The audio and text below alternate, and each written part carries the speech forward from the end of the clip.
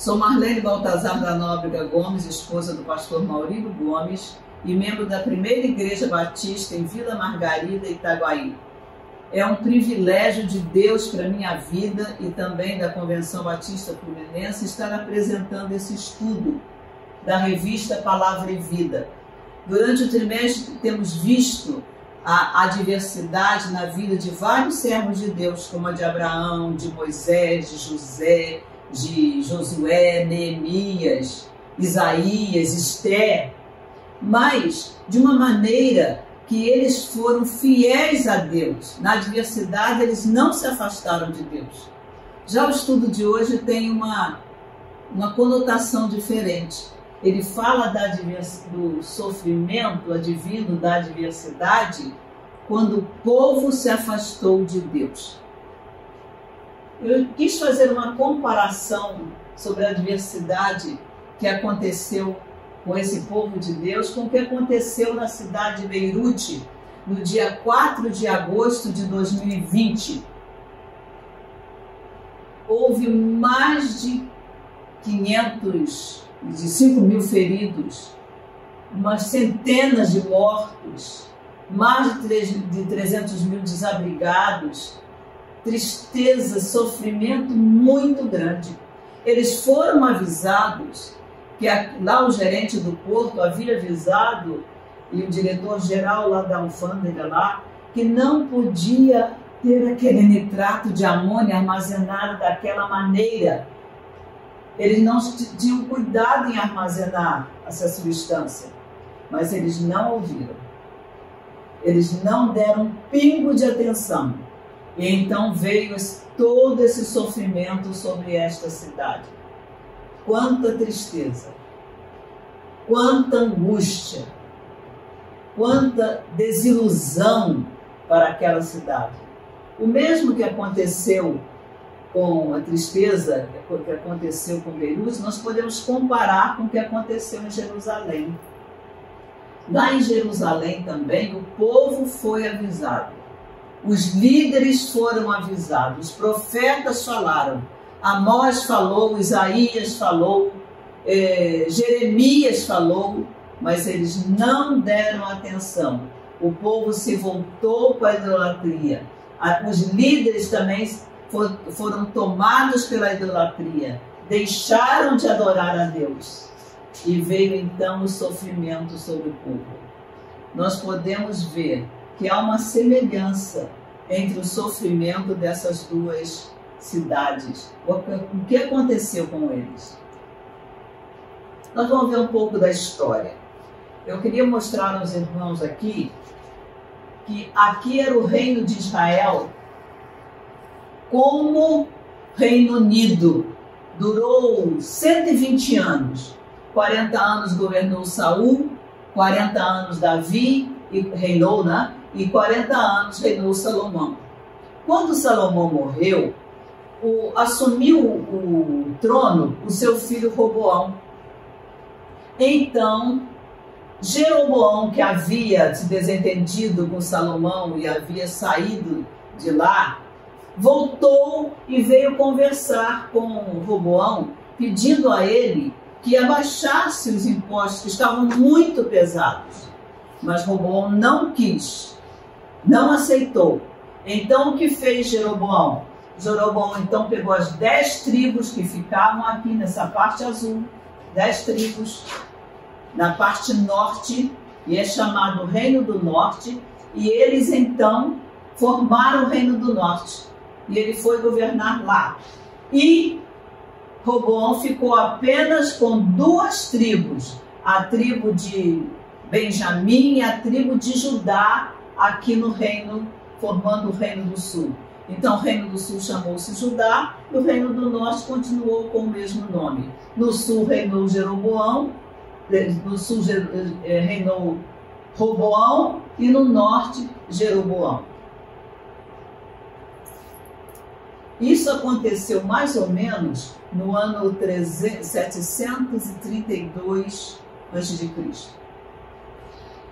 O Reino do Norte, ele andou tanto na idolatria, não houve um rei no Reino do Norte que fosse fiel a Deus, que fizesse o que era reto aos olhos de Deus.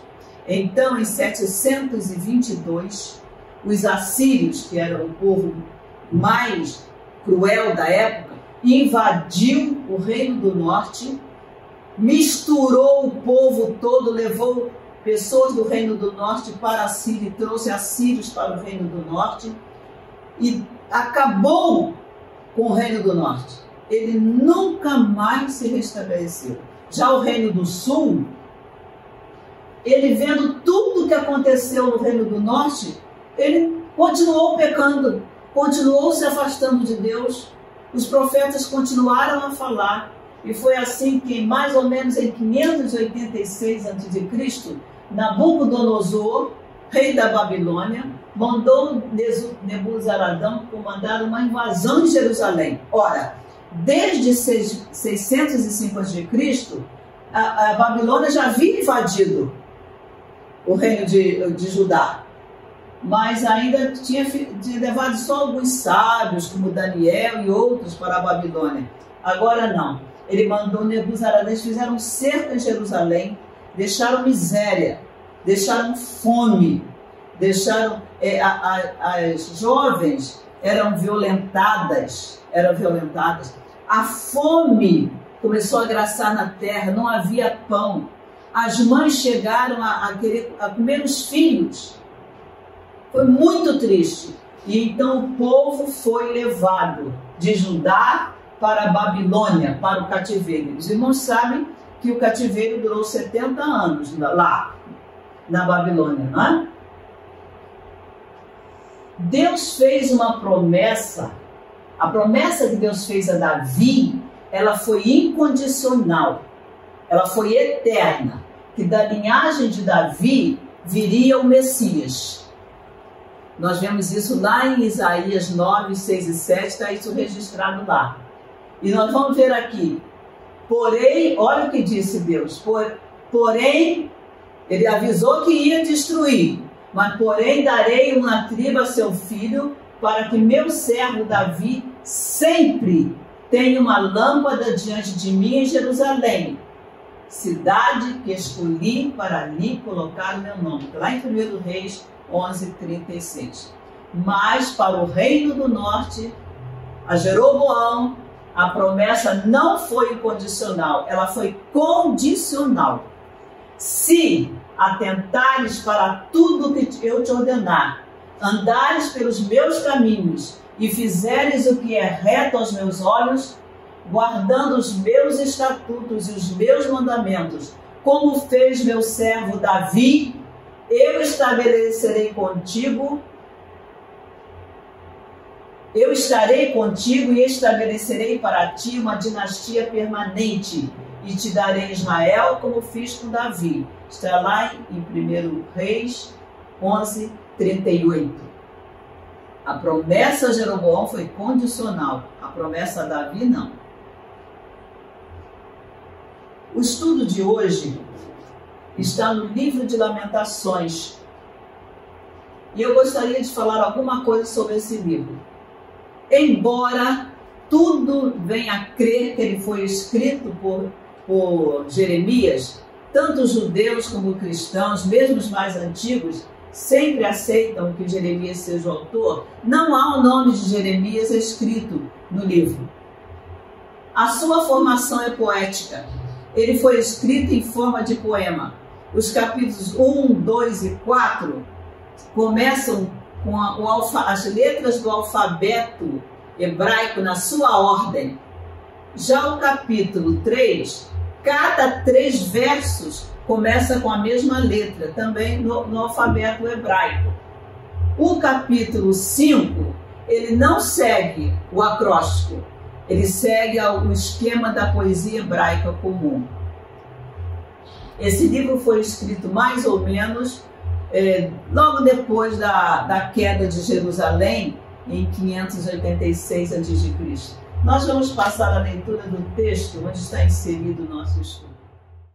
Lamentações 3 e o destaque de alguns versículos. Eu sou o homem que viu a aflição causada pela vara do seu furor. Ele me guiou e me fez andar em trevas e não na luz. Fez envelhecer o meu corpo e a minha pele esmagou os meus ossos. Ele me cercou e me cobriu de amargura e aflição. Cercou-me com um muro de modo que não posso sair. Prendeu-me com correntes. Mesmo quando grito e clamo por socorro, ele ignora a minha oração. Desviou os meus caminhos, me despedaçou e me abandonou. Afastou a paz de mim. Esqueci-me do que seja felicidade.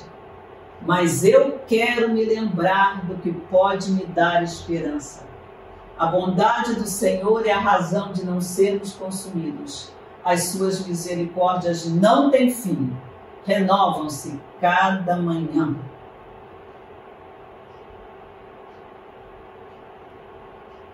Nós vamos fazer apenas alguns destaques, porque não há como dissecar todo esse texto num pequeno tempo. O sofrimento como castigo de Deus. Lamentações corresponde aos dias finais do reino de Judá e à destruição de Jerusalém com todos os males que acompanharam o cerco da cidade. Vê-se ali o cumprimento da promessa de Deus. Toda a população foi arrasada pelos babilônios. Somente os mais pobres ficaram para cultivar a terra. O templo de Salomão foi destruído. As jovens foram forçadas. Havia falta de pão. A comida tornou-se tão escassa que as crianças desfaleciam nas ruas e corriam o risco de serem feitas alimentos pelas próprias mães. Queimaram e destruíram a cidade. Até os seus vizinhos ajudaram os babilônios a saquearem a cidade. O povo levado ao cativeiro assenta-se a chorar e a dependurar as harpas. Era o castigo de Deus. Irmãos, Deus não tem peninha nem dá jeitinho. O que Ele diz, Ele cumpre. Quando o povo de Deus é derrotado, a causa principal nunca é o poder do inimigo, mas a sua própria fraqueza, produzida pelo pecado. Uma das lições mais evidentes deste livro é o caráter justo de Deus. Como Deus é santo, é misericordioso, é amoroso, Ele é justo e fiel em todos os seus propósitos. É a partir do caráter de Deus que o povo é julgado e punido. O outro destaque que eu gostaria de fazer é que Deus não nos permite escolher as consequências. Aquilo que semeamos, nós vamos colher. O sofrimento do povo era consequência das suas escolhas. Deus estava usando uma nação pagã, a Babilônia, para punir o pecado de Judá. Essa nação é chamada, logo no versículo 1 do capítulo 3, de a vara do seu furor. Vamos ver algumas expressões que o escritor usa para falar sobre isso. Olha o que Deus fez. Fez andar em trevas. É o destaque do versículo 2. Esmagou os meus ossos, no versículo 4. Me cobriu de amargura e aflição, versículo 5. Cercou-me com um muro, prendeu-me com correntes, verso 7. Há um preço, irmãos. O preço que o povo de Judá pagou por afastar-se de Deus. Suas orações não eram mais respondidas. O verso 8 diz: mesmo quando grito e clamo por socorro, ele ignora a minha oração. Isaías já tinha escrito lá no capítulo 53, 9, 1 e 2, o seguinte: a mão do Senhor não está encolhida para que não possa salvar, nem o seu ouvido surdo para que não possa ouvir. Mas as vossas maldades fazem separação entre vós e o vosso Deus, e os vossos pecados esconderam o seu rosto de vós, de modo que não vos ouve. O pecado impede Deus ouvir as nossas orações. Mas outro preço, ele se sentiu abandonado. Verso 11 diz: me despedaçou e me abandonou. Não há sentimento mais desolador do que uma pessoa se sentir abandonada. Ainda mais quando esse abandono é decorrente da infidelidade. Tornou-se alvo de zombaria. A vergonha, a zombaria, ela ocorre quando nós vemos os nossos valores negados por um ato errado. Aqui diz: transformou-me em alvo de zombaria para todo o meu povo e para suas canções todo dia. Eles passaram pelo escárnio, eles passaram pela zombaria, porque não praticaram o que a religião deles preconizava. Assim também, quando nós pregamos e não vivemos o que pregamos, nós somos alvo de zombaria e de escárnio e de vergonha.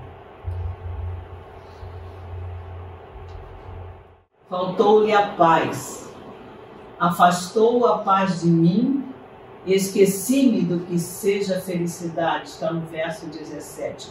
A paz é uma experiência que só vive aquele que anda com Deus, que tem comunhão com Deus. O próprio Senhor Jesus disse: deixo-vos a paz, a minha paz vos dou, não vos la dou como o mundo a dá. Não se turbe o vosso coração, nem se atemorize. A paz do mundo é uma paz falsa. Só em Deus podemos viver a verdadeira paz. Faltou-lhe a esperança. Que tristeza, irmãos, que desolação. O que o futuro reservava àquele povo que experimentou as bênçãos de Deus, mas não conseguiu manter o padrão espiritual exigido por Deus. Deus exige obediência. Eu gosto muito de um hino cantado por Sérgio Lopes, cuja letra diz o seguinte: quando em cativeiro te levaram a Sião, e os teus sacerdotes prantearam de aflição, foi como morrer de vergonha e dor. Caminhava triste o povo forte do Senhor.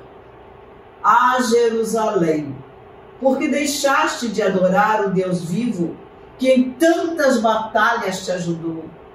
Chora, Israel, num lamento só.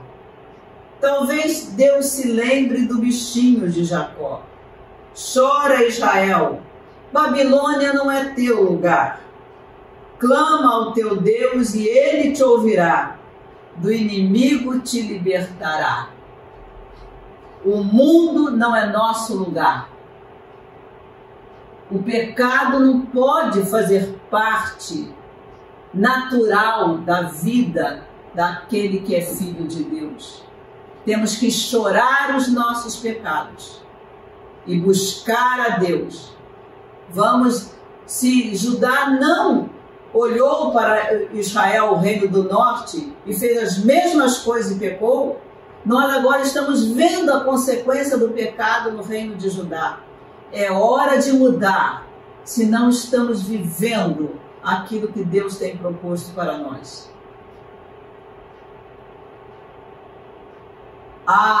Mas mesmo em meio ao sofrimento, é possível ter esperança, porque o nosso Deus é um Deus misericordioso e não nos desamparará. Nem todo sofrimento acontece por causa do pecado daquele que está sofrendo. A paixão de Cristo é uma prova disso. Um outro exemplo nós temos em Jó. Jesus sofreu não pelos seus pecados, mas foi pelos nossos pecados. Jó também, quando passou por aquela provação, por aquele sofrimento, não foi porque estava pecando, mas o povo de Judá, o sofrimento do povo de Judá era por causa do seu pecado. Em meio ao sofrimento, é importante que o cristão faça uma profunda e séria autoanálise diante de Deus. Deus está sempre pronto a perdoar. Ele foi misericordioso e não destruiu por completo o povo de Judá. Nós vemos que a promessa que Deus fez a Judá foi uma promessa incondicional, porque daquele reino ia nascer o Cristo, o Messias. Passados 70 anos, o povo de Judá voltou à sua terra. Agora havia aprendido.